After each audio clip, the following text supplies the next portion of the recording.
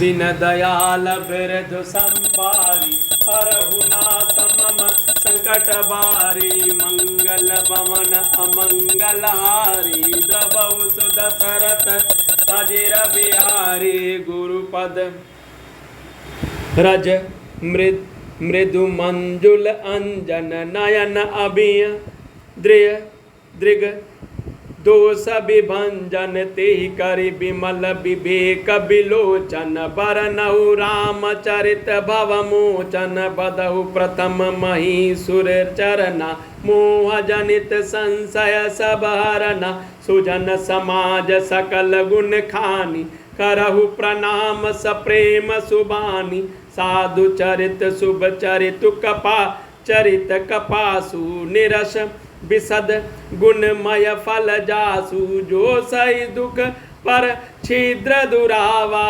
बंदनीय जेहि जग जस पावा मुद मंगलमय संत समाजु जो जग जंगम तीरथ राजू राम भक्ति जासुर सरिधारा सरसई ब्रह्म विचार प्रचारा विधि निषेधमय कलिमल हरणी कर्म कथा रभिनंदन बरनी हरिहर कथा विराजति बेनी सुनत सकल मुद मंगल देनी बटु विश्वास अचल निज धर्मा तीरथ राज समाज सुकर्मा सबय सुलभ सब दिन सब देशा सेवत सादर समन कलेसा अकत अलौकिक तीरथ राउ दे सद्य फल प्रगट प्रभावु दीन दयाल बिरधु संभारी हरहुनाथ मम संकट बारी मंगल भवन अमंगल हारी द्रवहु सुदशरथ अजिर बिहारी सुन समुझई जन मुदित मन मंजहि अति अनुराग लाई चारि फल अक्षत तनु साधु समाज प्रयाग दीन दयाल बिरधु संभारी हरहुनाथ मम संकट बारी मंगल भवन अमंगल हारी द्रवहु सुदशरथ अजिर बिहारी मंजन फल पेखिय तत्काला काक होय पिक बकहु मराला सुनिया चरज करय जन कोई संत संगति महिमा नहीं गोई बाल्मीक नारद घट जोनी निज निज मुखनि कहि निज होनी जलचर थलचर नभचर नाना जे चढ़ चेतन जीव जहाना मति कई रति गति भूति भलाई जब जेहि जतन जहाँ जेहि पाई सो जानब संत संग प्रभावु लोकहु वेदन आनहु पाहु बिनु सतसंग विवेक न होई राम कृपा बिनु सुलभ न सोई सतसंगत मुद मंगल मूला सोई फल सिद्धि सब साधन फूला सट सुधरहि सतसंगति पाई पारस परस कुधात सुहाई विधि बसमु सुजन कुसंगत परही फनिमनि सम निज गुण अनुसरही विविध हरि का हर विविध हरिहर कवि को विद्वानी कहत साधु महिमा सकुचानी सो मोसन कई जातन कैसे सक बनिक मनि गुण गण जैसे दीन दयाल बिरधु संभारे हरहुनाथ मम संकट बारे मंगल भवन अमंगल हारे द्रवहु सुदशरथ अजिर बिहारी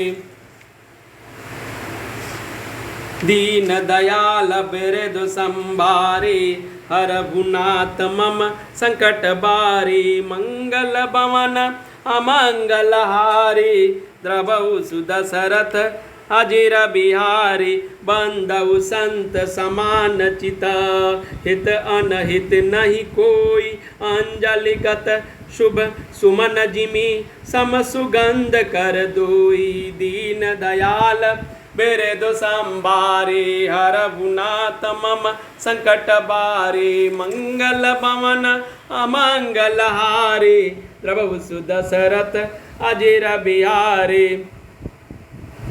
श्री गुरु महाराज के चरणों की रज कोमल और सुंदर नयनामृत अंजन है जो नेत्र के दोषों का नाश करने वाला है। उस अंजन के विवेक रूपी नेत्रों को निर्मल करके मैं संसार रूपी बंधन से छुड़ाने वाले श्री रामचरित्र का वर्णन करता हूँ। पहले पृथ्वी के देवता ब्राह्मणों के चरणों की वंदना करता हूँ जो अज्ञान से उत्पन्न सब संदेहों को हरने वाले हैं। फिर सब गुणों की खान संत समाज को प्रेम सहित सुंदर वाणी से प्रणाम करता हूँ। संतों का चरित्र कपास के चरित्र जीवन के समान शुभ है, जिसका फल नीरस विशद और गुणमय होता है। कपास की डोडी नीरस होती है। संत चरित्र भी विषया शक्ति नहीं है, इससे वह भी नीरस है। कपास उज्जवल होता है, संत का हृदय भी अज्ञान और पाप रूपी अंधकार से रहित होता है, इसलिए वह विशद है और कपास में गुण तंतु होते हैं। इस प्रकार संत का चरित्र भी सद्गुणों का भंडार होता है, इसीलिए वह गुणमय है। जैसे कपास का धागा सुई के किए हुए कष्ट सहकर भी वस्त्र के रूप में परिणित होकर दूसरों के गोपनीय स्थानों को ढकता है, उसी प्रकार संत स्वयं दुख सहकर दूसरों के छिद्रों दोषों को ढकता है, जिसके कारण उसे जगत में वंदनीय यश प्राप्त होता है। संतों का समाज आनंद और करुणामय है, जो जगत में चलता फिरता तीर्थराज प्रयाग है, जहाँ उस संत समाज रूपी प्रयाग राज में राम भक्ति रूपी गंगा जी की धारा है और ब्रह्म विचार का प्रचार सरस्वती जी हैं।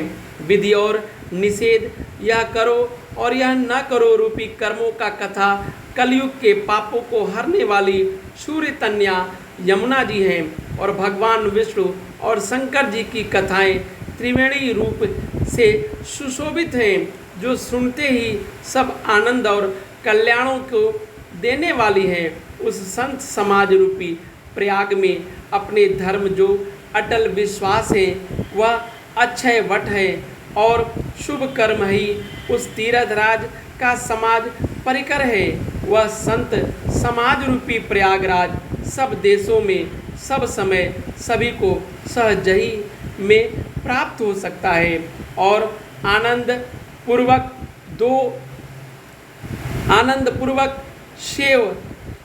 सेवन करने से क्लेशों को नष्ट करने वाला है। वह तीर्थराज अलौकिक अकथनीय है एवं तत्काल फल देने वाला है। उसका प्रभाव प्रत्यक्ष है।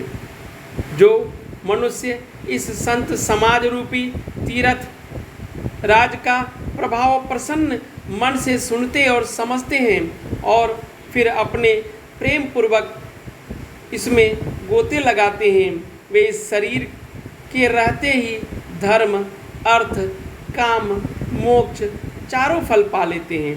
इस तीर्थ राज में स्नान का फल तत्काल ऐसा देखने में आता है कि कौवे कोयल बन जाते हैं और बगुले हंस। यह सुनकर कोई आश्चर्य न करे, क्योंकि सत्संग की महिमा छिपी नहीं है।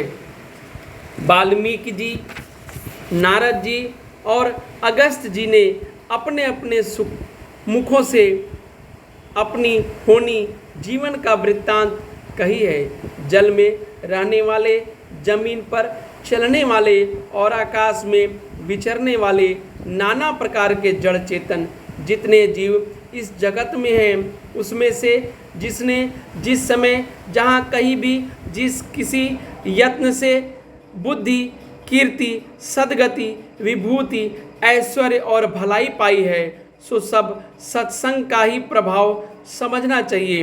वेदों में लोक में इनकी प्राप्ति का दूसरा कोई उपाय नहीं है। सत्संग के बिना विवेक नहीं होता और श्री राम जी की कृपा के बिना वह सत्संग सहज में मिलता नहीं।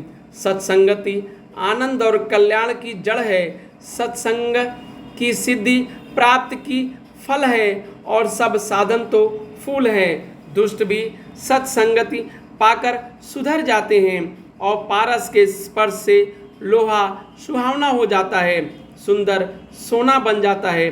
किंतु देवयोग्य से यदि कि भी सज्जन कुसंगति में पड़ जाते हैं तो वे वहाँ भी सांप की मणि के समान अपने गुणों का अनुसरण करते हैं। अर्थात जिस प्रकार सांप का संसर्ग पाकर भी मणि उसके विषय को ग्रहण नहीं करती और अपने सहज गुण प्रकाश को नहीं छोड़ती है, उसी प्रकार साधु पुरुष दुष्टों के संग में रहकर भी दूसरों को प्रकाश ही देते हैं। दुष्टों का उन पर कोई प्रभाव नहीं पड़ता है। ब्रह्मा, विष्णु, शिव, कपि और पंडितों की वाणी भी संत महिमा का वर्णन करने में संकुचाती है। वह मुझसे किस प्रकार नहीं कही जाती, जैसे साग तरकारी बेचने वालों से मड़ियों के गुण समूह नहीं कहे जा सकते हैं। मैं संतों को प्रणाम करता हूँ जिनके चित्त में समता है, जिनका न कोई मित्र है न शत्रु है। जैसे अंजलि में रखे हुए सुंदर फूल, जिस हाथ ने फूलों को तोड़ा है, जिसने उनको रखा, उन दोनों ही हाथों को समान रूप से सुगंधित करते हैं। वैसे ही संत शत्रु और मित्र दोनों का ही समान रूप से कल्याण करते हैं। संत सरल हृदय और जगत के हितकारी होते हैं। उनके ऐसे स्वभाव और स्नेह को जानकर मैं विनय करता हूँ। मैं इस बाल विनय को सुनकर कृपा करके श्री राम जी के चरणों में मुझ प्रीति दे। सरल संत सरल चित जगत हित जानि स्वभाव स्नेहु। बाल विनय सुनि करि कृपा राम चरण रति हो देहु। दीन दयाल बिरदु संबारी हरहु नाथ मम संकट बारी। मंगल भवन अमंगल हारे द्रवहु सुदशरथ अजिर बिहारी। दीन दयाल बिरदु संबारी हरहु नाथ मम संकट बारी। मंगल भवन अमंगल हारे द्रवहु सुदशरथ अजिर बिहारी। जय सिया बलरामचंद्र जी की, जय सिया रामचंद्र जी की।